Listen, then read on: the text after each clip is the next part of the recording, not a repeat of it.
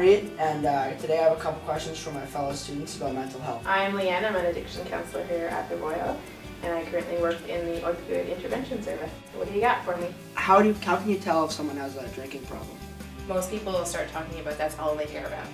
They only ever want to go drinking. They only ever want to figure out how they can get alcohol and where to go and where are we partying, and it'll get to the point where you don't even want to hang out with them anymore, or they don't hang out with you anymore because they found other people who are using too. Is there like a difference between being addicted to something and then just drinking it on weekends with friends? If you go out on a Saturday night and you have a couple drinks and you don't black out or pass out or end up with alcohol poisoning, that's a lot different than I'm drinking every single day because I physically now depend on it and I'm having lots of negative consequences. So, lots of people who are younger or even in adulthood drink casually, socially, every once in a while.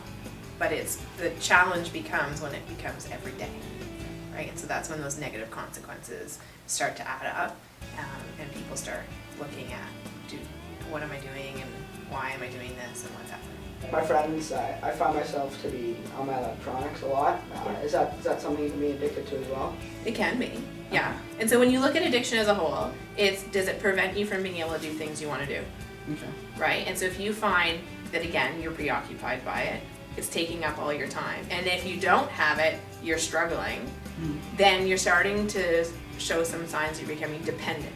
Okay. And so when we talk about addiction, we talk about dependence, right? Yeah. So do you depend on it more than other things? Okay. And does it prevent you from being able to carry on with day-to-day life? Depending on what your addiction is, what kind of help should you get?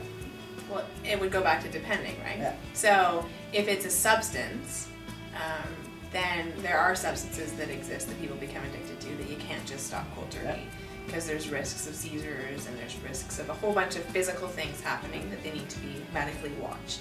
There's other ones that, you can stop.